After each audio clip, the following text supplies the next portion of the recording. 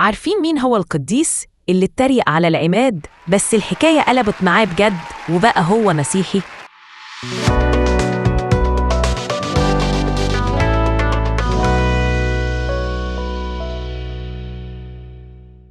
زمان كان في إمبراطور اسمه يوليانوس، ويوليانوس ده ما كانش بيطيق المسيحيين خالص. الإمبراطور ده اتعرف في التاريخ باسم يوليانوس الجاحد، ولما قرب عيد ميلاده قرر يعمل حفلة كبيرة جدا ويعزم فيها أهم الناس في الدولة الرومانية. وبعت المستشار بتاعه يجيب له أحسن نجوم مغرجين الضحك في العالم عشان يحيوا حفلة عيد الميلاد.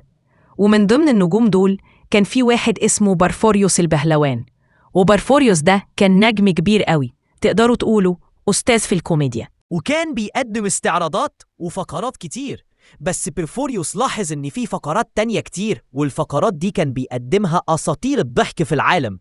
وبيرفوريوس حب يكون مميز في الحفلة دي ويكون هو صاحب أجمل فقرة فيهم كلهم. وساعتها فكر بروفوريوس إنه يتريق على المسيحيين لأنه كان عارف إن الإمبراطور بيكرههم كره العمى. ولما جه ميعاد فقرته وفي نص الحفلة بدأ بروفوريوس يقلد المسيحيين ويتريق عليهم، والناس كلها كانت بتضحك ومبسوطة، والإمبراطور كان هيموت من الضحك. وبعدها قرر بيرفوريوس إنه يتريق على طقس المعمودية، وراح جاب المساعد بتاعه وقال له: أنت هتعمل دور أبونا وتعمدني.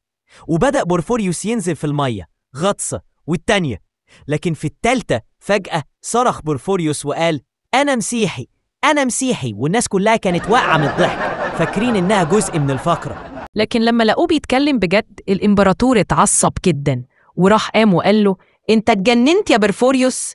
بس بورفوريوس رد عليه بكل هدوء وقال: أنا لما غطست شفت نور عظيم جدا واتعمدت باسم الآب والابن والروح القدس. فاتجنن الإمبراطور يوليانوس وقعد يغريه بكل الطرق علشان يرجع عن اللي في دماغه، لكن بيرفوريوس رفض، وكل ما يهدده يزيد في رفضه وإصراره.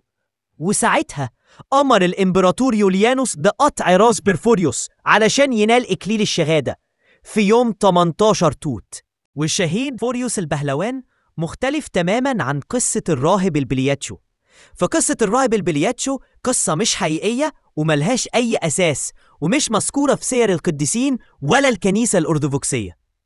وانت كمان صلي معايا وقول: يا رب ادينا الإيمان اللي كان عند القديس بورفوريوس، إيمان ما يخافش وما يتهزش حتى لو الدنيا كلها ضده.